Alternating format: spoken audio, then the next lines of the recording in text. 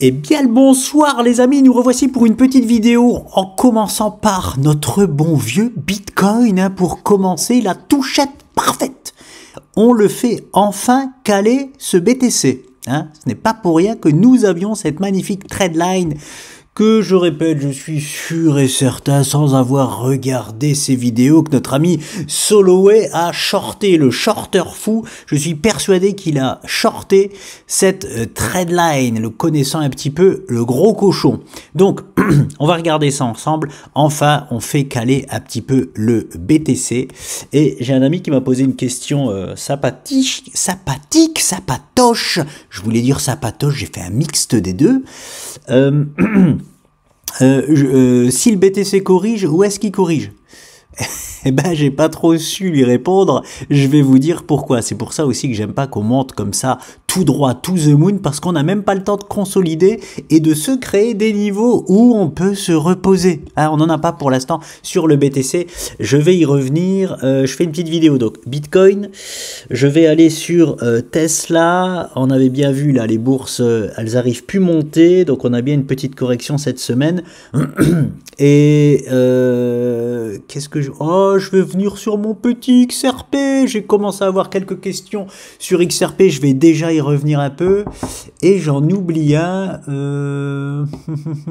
Bitcoin, Tesla, XRP et l'euro-dollar, bien évidemment.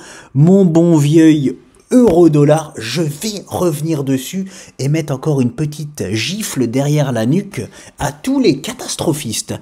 Je vais y revenir. Alors, on y va. Sur le BTC, je vais me mettre en daily. Regardez-moi ça, c'est du propre.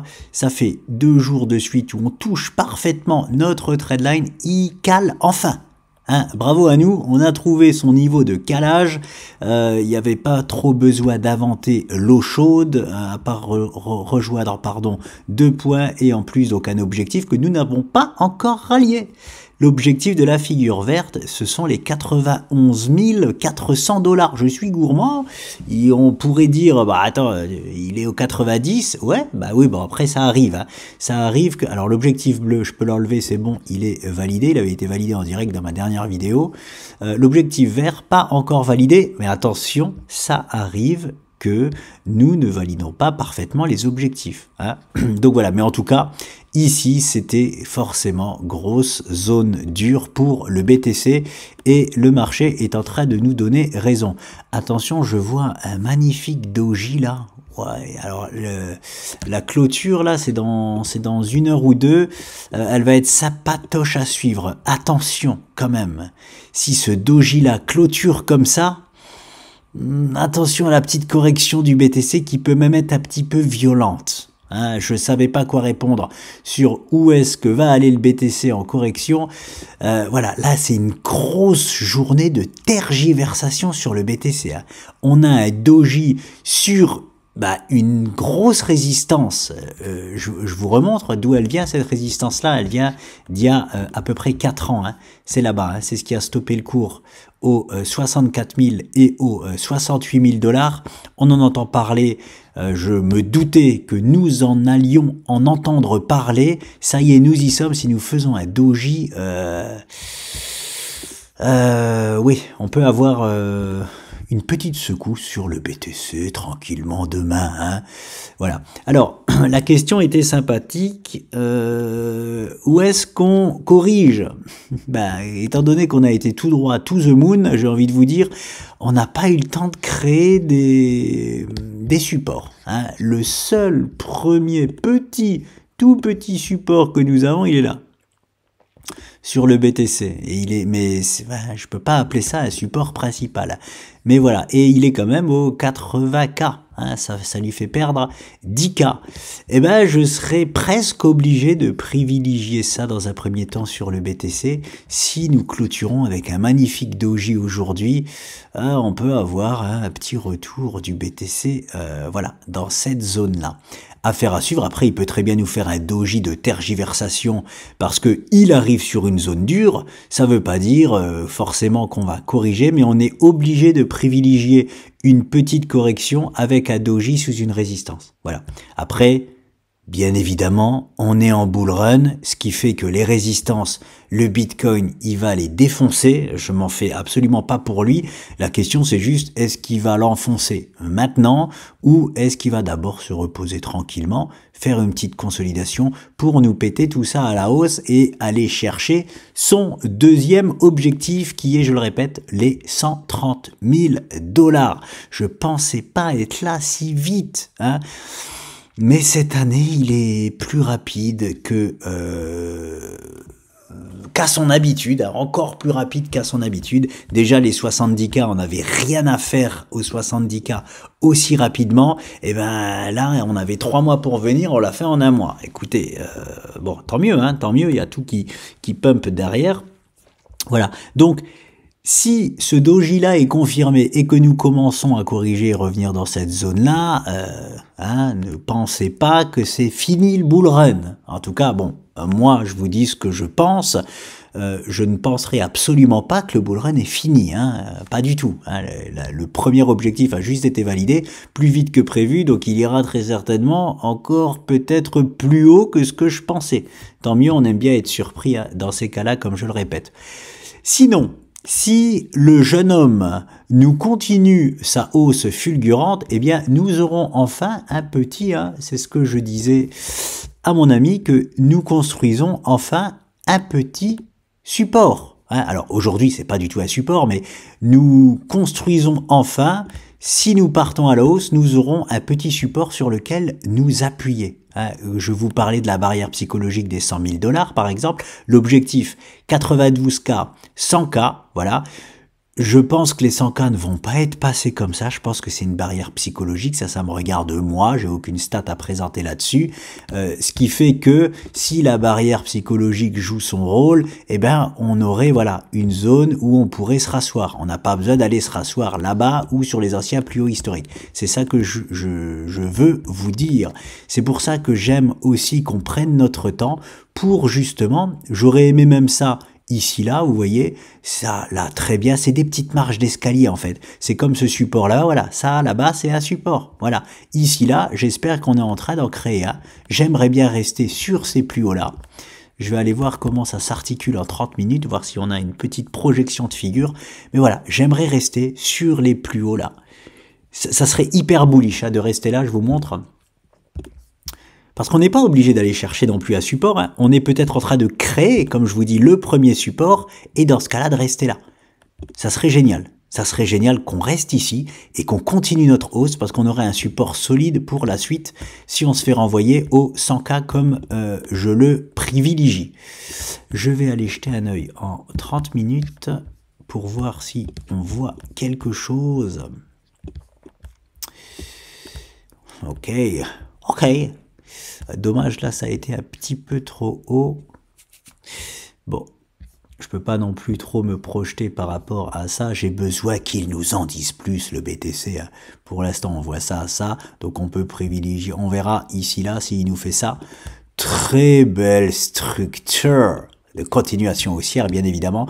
C'est beaucoup plus rare d'en avoir en continuation haussière qu'en figure de retournement, mais bien évidemment, ça arrive. Voilà, je mets ça de côté. Voilà, vous voyez, c'est juste pour vous présenter qu'on a possiblement une première épaule avec une belle tête. Si jamais, hop, je vous mets le niveau, le BTC corrige et arrête sa correction ici, là, pour rebondir ici et revenir ici. Alors là, c'est magnifique, ça veut dire que on n'ira pas plus bas qu'ici. Enfin, très certainement, attention, avec mon arrogance légendaire, très certainement, ça voudrait dire qu'on rebondit ici et qu'on va continuer à valider l'objectif des 92K pour être exact. 91 500 à peu près, on s'en fout, on n'est pas à 100 $ près, on s'en bourgeoise, on est aux 92 000 $. On n'est plus à 100 $ près. Donc voilà, affaire à suivre sur le BTC. Je vois que ça, non.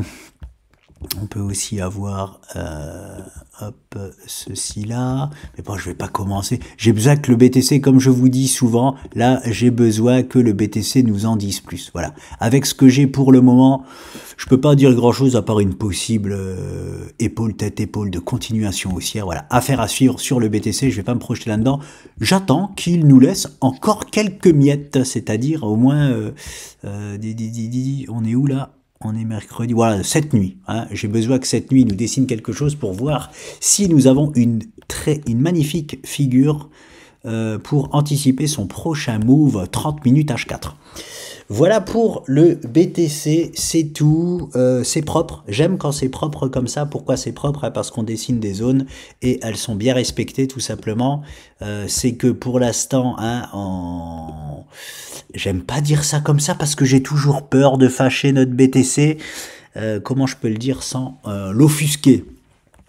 C'est qu'on arrive à le lire, voilà, pour l'instant, le BTC, on arrive à le lire, pourvu que ça dure, c'est pour ça que je dis c'est du propre, nos zones sont respectées, on verra la suite. Maintenant, j'ai besoin qu'ils nous en disent encore un peu plus, j'ai besoin de quelques heures pour voir ce que j'en fais, donc demain matin, je verrai en fonction de ce qu'il nous a dessiné cette nuit, je vais pas faire une nuit blanche sur le BTC. Voilà, on y va, il n'y a rien d'autre à en dire, j'enchaîne, allez, directement, je vous prends de court. Je vais sur XRP parce que, voilà, c'est tout. J'ai entendu dire que des gens, j'y reviendrai sur XRP, si vous saviez le nombre de photos que j'ai pris sur toutes les choses qu'on m'a mis dans les dents sur XRP, que ça allait disparaître, toutes les choses qu'on a pu dire sur Binance, sur XRP, que c'était un shitcoin. Et j'ai une photo, je vous promets, celle-là, je vous la montrerai. Quelqu'un a insulté XRP de shitcoin. Waouh! Dommage que j'ai pas la vidéo, vous auriez dû voir ma tête. Shitcoin, il y a des limites les mecs. Il y a des limites. Limite, je préfère qu'on insulte quelqu'un de ma famille plutôt qu'on dise de telles aberrations. Il y a des limites, respectez un minimum XRP. Alors ok, il est hyper décevant, tout ce que vous voulez. Je comprends, vous avez du mal à prendre votre mal en patience. Mais insulter XRP de shitcoin, vous vous insultez vous-même dans le sens où on sait que vous y connaissez strictement rien à la crypto-monnaie, hein, je vous le dis de suite. Voilà. Donc c'est parti, je vais sur XRP. Qu'est-ce qu'il est en train de nous faire? Je vous ai mis la zone ici là, mais on va aller la voir sur ProRealTime parce que c'est encore plus intéressant. Cette zone-là, hein, je sais pas si vous avez déjà vu la Reine des Neiges, c'est comme la Reine des Neiges, c'est-à-dire que s'il la franchit là, il va se délivrer. Voilà, c'est vraiment la zone qui va délivrer XRP, c'est celle-ci. J'ai eu un commentaire, quelqu'un qui me disait, je sais pas si ta première zone de vente c'est les 70 ou les 1,30. Bien évidemment que ici là, ce n'est absolument pas ma zone de vente, hein. Absolument pas. Ma première optimisation, attention, optimisation, c'est cette zone-là. Donc c'est pas avant les 1,30. Et attention, je dis bien, première zone d'optimisation. Ça se trouve, je vais même pas prendre le spot. Hein. Mais bon, je vais vous montrer les futurs, j'allais dire. Je vais vous montrer XRP sur ProRealTime. Je pense être obligé de prendre ce spot-là. Est-ce que ce sera au 1,30 exactement? Je sais pas. J'essaierai de suivre la tendance au plus près. J'essaierai de le suivre à la trace, même en 5 minutes s'il le faut. J'espère que j'en aurai l'occasion. Voilà. Donc, je réfléchis. La zone ici, là, on est en train de la rattaquer. Hein. Nous avons essayé de l'attaquer ici, nous avons clôturé dedans, nous l'avons attaqué ici, nous l'avons attaqué ici. À chaque fois, on se fait repousser. Regardez ici, on n'ose même plus rentrer dedans, on a peur. Il flippe XRP. Ça y est, la peur est passée. On est en plein dedans. Est-ce qu'on est en train de lancer le bull run sur XRP? Je vais m'oser à dire oui. Je vais m'oser à dire oui. Pourquoi? Parce que nous avions un magnifique faux départ ici, là. Hein. Il me fait un peu comme Tesla et en plus, XRP est lié à Tesla, c'est-à-dire à... Non, pas à Tesla, c'est hyper mal dit. À Elon Musk. Tesla est lié à Elon Musk, XRP aussi est lié à Elon Musk. Voilà, bon bref.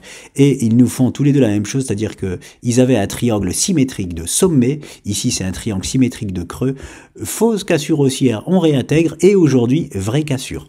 Alors... Je pourrais faire comme le Bitcoin.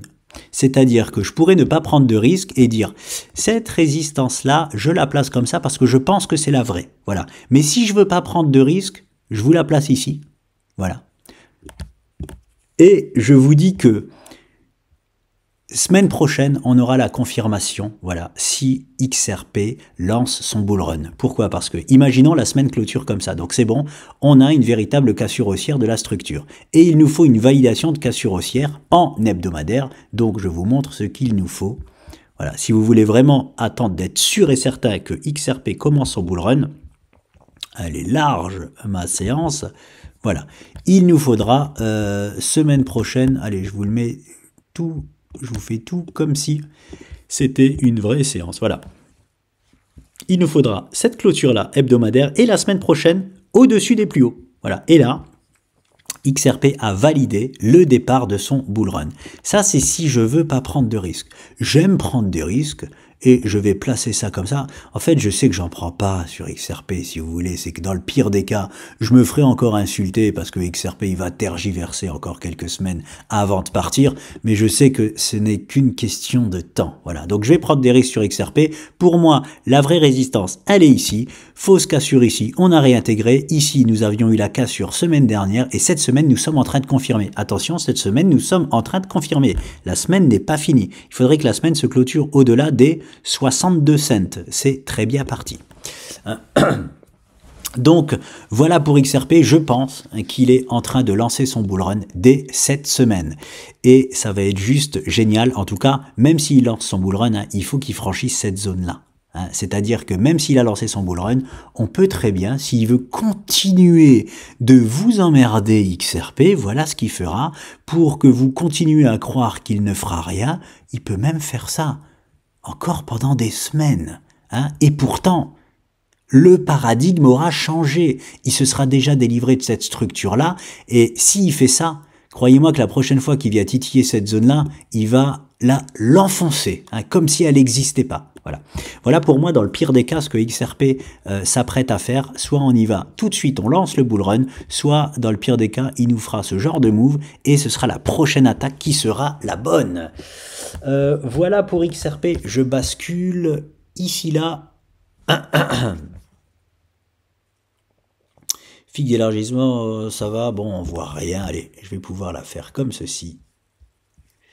Allez, je voulais juste checker qu'il n'y a bien pas d'informations personnelles que vous auriez pu voir. Alors, voici notre petit XRP. Voilà pourquoi je veux vous le montrer.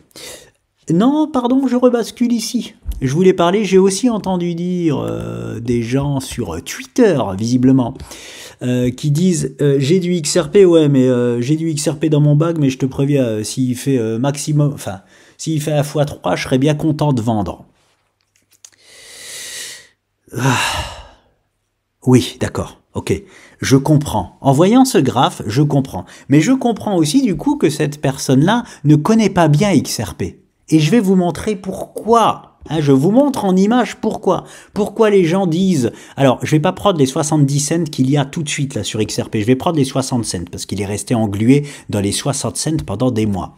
Donc, ces personnes-là disent, s'il fait x3, je serais bien content. Pourquoi ? Où sont les x3 par rapport aux 60 cents? Ils sont aux 1,80. Où sont les 1,80? Oh, comme par hasard, ils sont en gros ici sur les soi-disant plus hauts historiques de XRP. Sauf que les plus hauts historiques d'XRP ne sont pas là. C'est une méconnaissance de XRP. Je vais vous montrer où sont les plus hauts historiques de XRP. Mais ceux qui analysent forcément XRP sur TradingView, ils ont que ça. Voilà.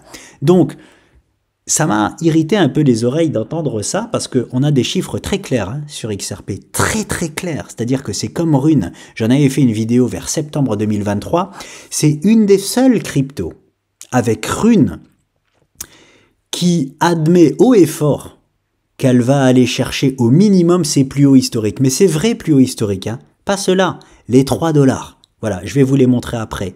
C'est la seule, non, j'exagère, c'est une des seules, j'en ai trouvé 2. Peut-être qu'il y en a une qui m'a échappé, c'est pour ça que c'est une des seules qui crie haut et fort qu'elle va exploser en gros ses plus hauts historiques. En tout cas, qu'elle va minimum aller les chercher.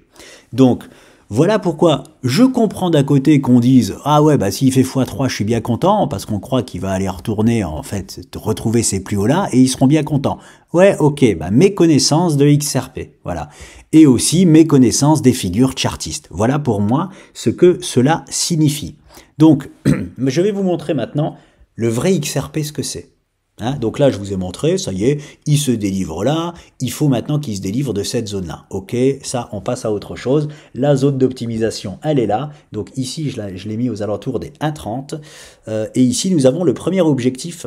Alors, c'est pas pour rien que j'ai envie d'optimiser, hein, cette zone-là. C'est comme j'ai fait sur Ray. Regardez bien, nous avons une sorte de tasse et anse. Elle est un peu biscornue, oui, je sais, c'est bon, elle n'est pas parfaite, mais c'est une genre de tasse et anse.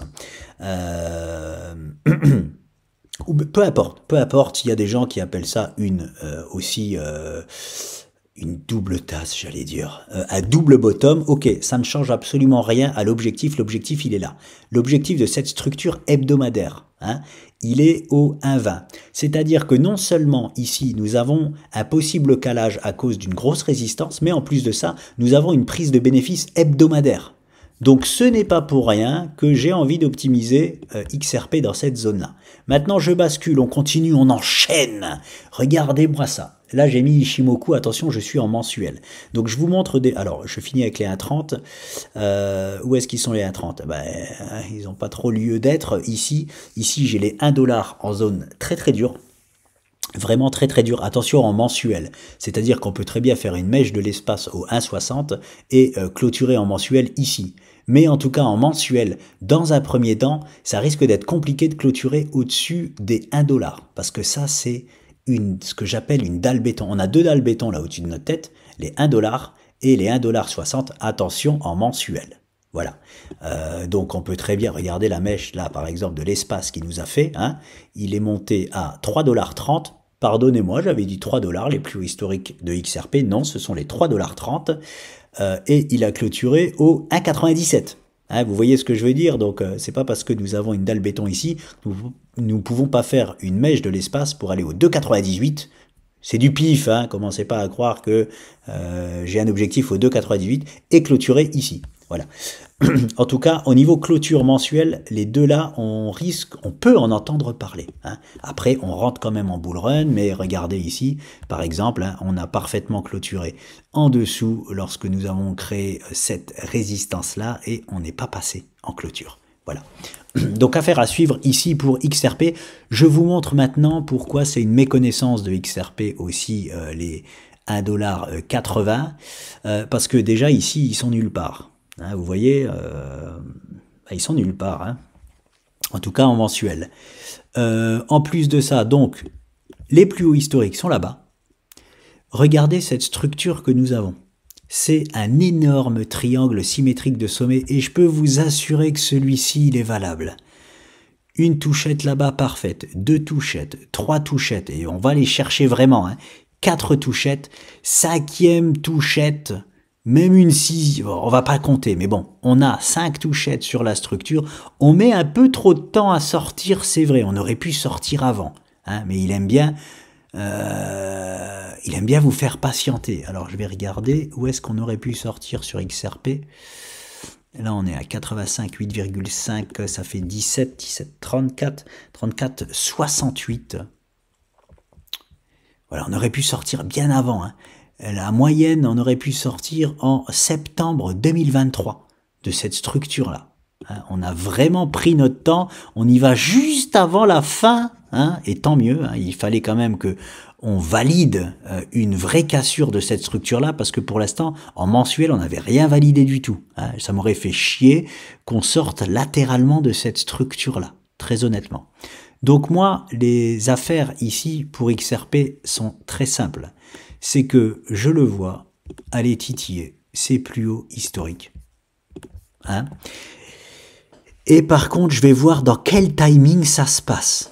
Même si, alors je compte optimiser, hein, comme je vous l'ai dit, XRP, c'est dangereux de tenter des optimisations. Oui, c'est dangereux, parce qu'on peut du coup ne plus être dans le train s'il continue de pumper sans s'arrêter.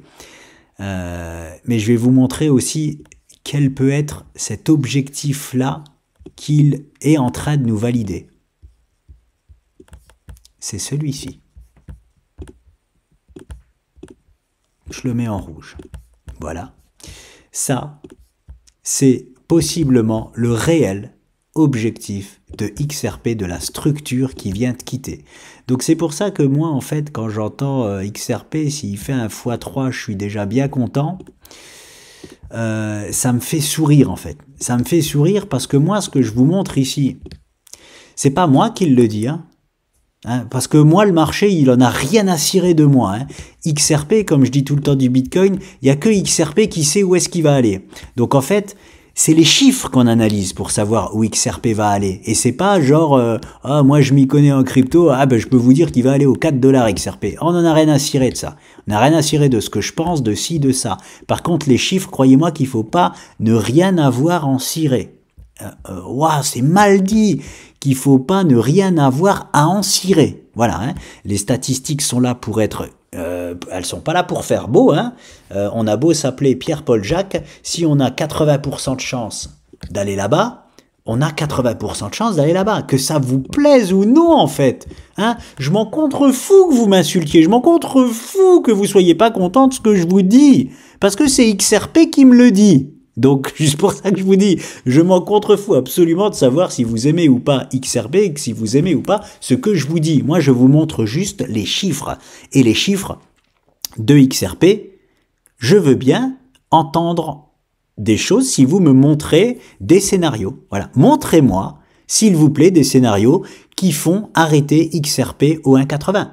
Je vous assure, hein, vous me connaissez, j'adore, si j'ai tort, je vous ai montré un short sur Coinbase que j'ai pris pleine tête et bien fait pour moi, j'ai aucun problème à vous dire que j'ai tort. Si j'ai loupé quelque chose dans l'analyse XRP, je saurais le reconnaître. Mais montrez-moi des analyses, arrêtez de blablater comme tout le monde, d'être des commentateurs de la crypto-monnaie, hein. Faites du réel, faites voilà, des choses concrètes, les choses concrètes de XRP, ici c'est ça. Voilà, et rien d'autre. Maintenant, je vais voir forcément dans quel timing. Hein. On a possiblement donc un objectif tout là-haut, hein, mais je me fais pas d'illusions. Je sais très bien que les plus hauts historiques de XRP vont faire aussi barrage. Hein. Ceux-là, ils vont bien faire barrage. Et on a d'autres barrages. Bien sûr, je vous ai montré ici, on a les 1,60 en mensuel en barrage. On a aussi les 1 $ en mensuel en barrage. On en a des barrages. Hein. Donc... En moyenne, un bull run, ça dure 1 an.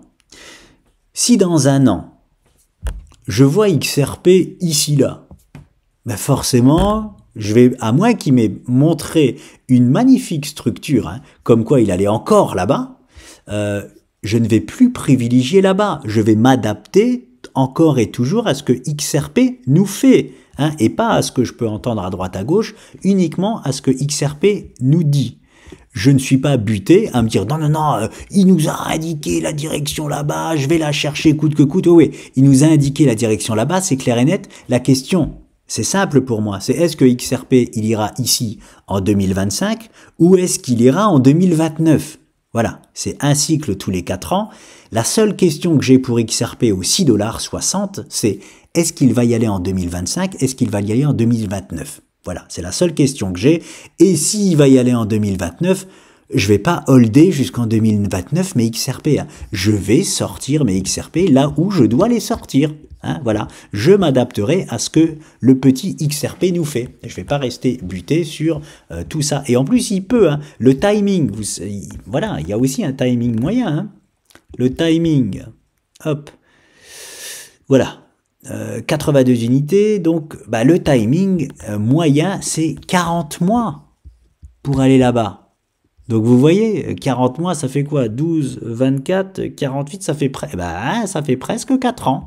Voilà. Donc niveau timing moyen, en fait, il nous dit que c'est au prochain bull run qu'il ira là-bas, XRP.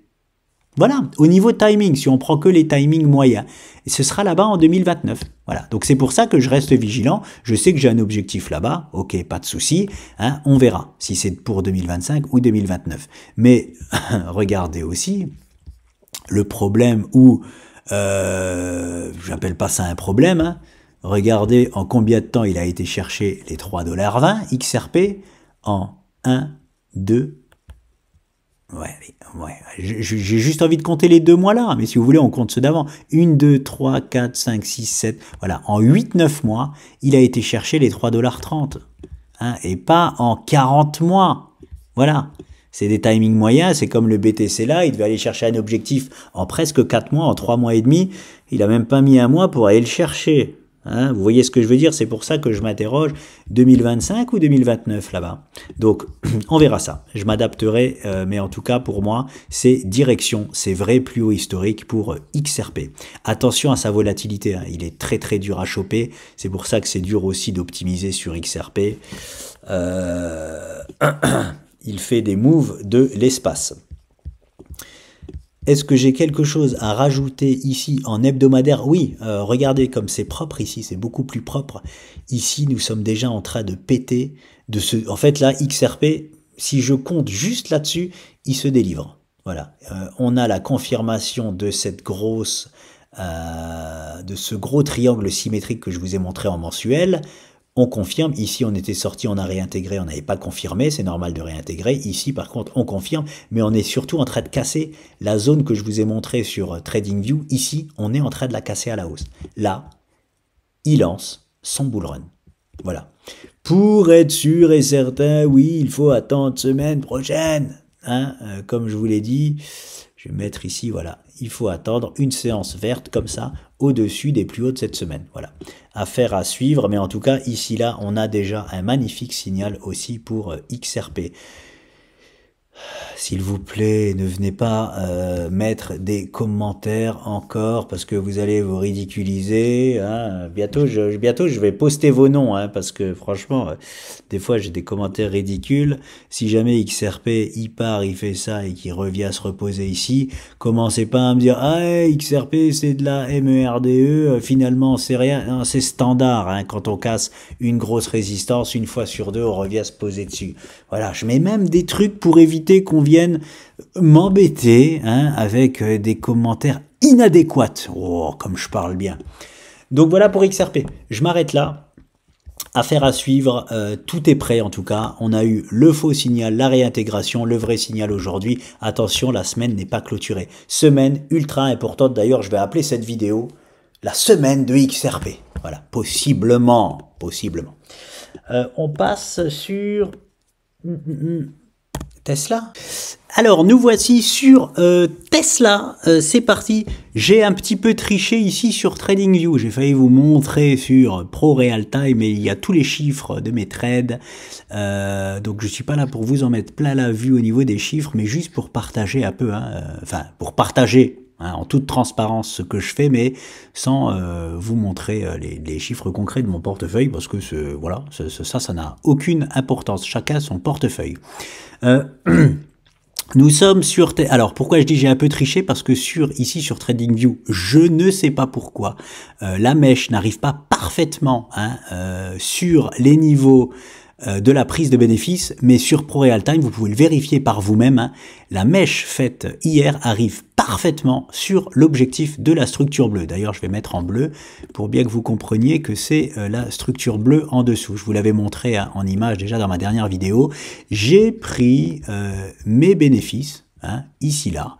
Pourquoi? Parce que comme je le dis, à chaque fois, c'est une faute professionnelle de ne pas en prendre. Hein. Lorsqu'on achète ici, là, pardon, hop là, ici, là, et que l'on joue donc la structure bleue et que nous validons l'objectif de la structure bleue, c'est une faute professionnelle de ne pas prendre de bénéfices. Et même si, je le répète, même si finalement Tesla ne corrige pas, que je suis le seul au monde à prendre des bénéfices et qui va là-bas to the moon, c'est quand même bien joué de prendre des bénéfices sur une zone de bénéfices. Hein, parce que si ça corrige fortement et que ça retourne là-bas, parce que c'est complètement possible que Tesla retourne presque à la case départ, vous allez vous mordre les noisettes. Mais c'est même pas question de ça. Hein. Ici, c'est pas ah je suis content, ça corrige sur la zone parfaite où j'ai vendu, je suis content. Non, non, il y a un job à faire. Hein. On achète une zone d'achat, on vend une zone de vente. Point barre. Vous choisissez juste le montant de votre portefeuille, c'est-à-dire, enfin le montant de votre portefeuille, je dis n'importe quoi, le nombre d'actions que vous voulez, c'est-à-dire que si vous avez 10 actions, bah, vous pouvez en vendre 5 sur la prise de bénéfice. Moi, si vous voulez savoir ce que j'ai fait, j'ai vendu 50%, voilà, basta. parce qu'on est quand même dans un contexte un peu particulier avec Trump et tout, et lui c'est limite le bras droit de Trump. Voilà, on a bien vu ce que ça a fait. Voilà, voilà, on sait jamais s'il nous fait un rallye haussier, mais en règle générale, hein, je vends de toute façon 50% sur mes prises de bénéfices. Et s'il y a une preuve de oh là là, je retourne à la cave, je peux parfois vendre 100% hein, sur une prise de bénéfice, alors que, je rappelle, Tesla, il a l'objectif d'aller à plus de 700 $. Hein. Là, je suis sur des petites optimisations. Hein. Là, je vends, mais c'est pour racheter un bon spot aussi sur Tesla. Quel est, alors je fais aussi une vidéo Tesla, pas juste pour vous montrer ceci, mais je vois que ça intéresse et il y a des gens qui veulent remonter dans le train. Moi, c'est très simple, là. Il y a une zone parfaite. Il y a une zone parfaite, malheureusement, je ne sais pas s'il va nous la reproposer parce que elle est assez basse hein, comparativement à ce qu'il nous a fait là. J'hésite entre deux zones. Voilà, c'est très... Donc là, hop, je peux l'enlever, il vient de nous combler le gap déjà, hein. C'est pour ça que j'avais posé ça là, hein. Je vous avais dit, je répète, un gap, deux gaps, trois gaps, au bout du troisième gap, hein, la tendance s'épuise, étant donné qu'on a 8 chances sur 10 de combler à chaque fois les gaps, c'est-à-dire qu'on avait 8 chances sur 10 de combler celui-là, 8 chances sur 10 de combler celui-là, 8 chances sur 10 de combler celui-là. Donc forcément, à un moment donné, on va bien en combler un ou deux. Hein, vous voyez ce que je veux dire? Donc celui-ci, c'est bon, c'est fait. Est-ce que pour autant, je vais être agressif et racheter directement? Ça peut se faire, mais non, hein, je ne vends pas ici juste pour racheter là. J'ai deux zones claires et je vais peut-être pyramider là-dessus, je ne sais pas encore. On a ce magnifique support ici, hein, qui est aux alentours des 300 $, tout rond, voilà. Et alors par contre, le point vraiment parfait, hein, ce serait ce combo-là, de venir combler ce gap-là, de venir se rappuyer en fait sur la structure, hein, effectuer un throwback, mais un throwback grave abusif. Un throwback de la structure là, normalement, c'est ça. Hein. On peut pas considérer ça comme throwback. Mais voilà, un throwback abusif, parce que de toute façon, c'est abusé ce qui s'est passé aussi en bourse semaine dernière. Hein. C'est pour ça aussi qu'on voyait une petite correction cette semaine. On était sur des niveaux clés pour pourquoi pas respirer. C'est ce qui est en train de se passer. J'aimerais bien que la respiration, ils viennent la prendre jusque-là. Parce que si jamais notre petit Elon Musk... il vient s'appuyer ici, là, voilà, il comble le gap, et qu'en plus de ça, alors, vraiment l'idéal de l'idéal, c'est ça. Je vous fais même le, voilà, voilà, et que c'est ici qu'ils viennent nous combler le gap, et se rappuyer ici, là, sur notre ancienne structure. Alors là, c'est le combo parfait. Là, c'est all-in, hein. Non, c'est des choses à pas dire, commencez pas à vous enflammer, hein. All-in, c'est-à-dire on prend un risque de 1% de notre portefeuille, hein, voilà. Bref, je passe agressivement à l'achat ici sur Tesla, c'est vraiment pour moi le point parfait. Bon, après, il est tellement boule de chez boule là qu'il peut très bien profiter du tout premier support qui est ici aux alentours des 300 $. Dans ces cas-là, pourquoi pas pyramider, c'est-à-dire, tiens, j'ai envie d'investir 100 € sur Tesla, eh bien, je mets 50 € ici, et si la zone là se propose, je mets 50 € ici. Voilà. Vous aurez un prix, imaginons que le prix ici, c'est les 260 $, voilà. Vous allez lisser votre prix d'achat, 300 plus 260, voilà. Vous aurez un prix de revient à 280 sur Tesla. Donc, voilà comment on fait si jamais on tergiverse. On peut complètement pyramider, hein. Voilà ce que j'avais à dire sur Tesla. C'est tout for the moment. Vous avez ma zone parfaite ici. Mais franchement, étant donné que là-bas, pour moi, c'était... Enfin, c'est pas pour moi, maintenant c'est clair. J'avais parié sur un halo reversal, mais maintenant, c'est pas juste mon pari ou pour moi, c'en est un. C'est un halo reversal. Celui-là, donc, il est validé. Je me dis que peut-être que ce gap-là, on peut s'en servir de gap de rupture. Vraiment un gap de rupture qui sont comblés que 5% du temps, donc qui ne va pas être comblé complètement, hein, qu'on peut venir tester, mais vraiment s'appuyer dessus pour repartir sur ces plus hauts historiques aux alentours des 400 $ dans un premier temps pour Tesla. C'est possible aussi, hein. Donc celui ou celle qui veut remonter dans le train Tesla, voilà, attention à ce gap-là, c'est compliqué pour moi de montrer une zone, voilà. Il y a une zone parfaite, c'est celle que je vous ai montrée, si on vient commencer à titiller le comblement de ce gap-là, c'est clair et net, mais on peut très bien s'arrêter aux 300 $. Voilà, j'ai malheureusement pas de structure qui me permet de dire, ah tiens, on va revenir parfaitement là ou là. En tout cas, pour le moment. Hein, pour le moment, j'ai rien à ce niveau-là. Il faut au moins la journée de demain pour en savoir plus. Journée de demain, oui. On verra si demain on a plus d'éléments sur Tesla. Je termine avec l'euro. Est-ce que ici j'ai l'euro-dollar? Non, mais je peux basculer par contre parce qu'on voit rien. Euro-USD, ouais. Ça dit quoi ça? Ouais, mais j'ai au 4AC ici. J'ai au 4AC. Je vais basculer sur ProRealTime.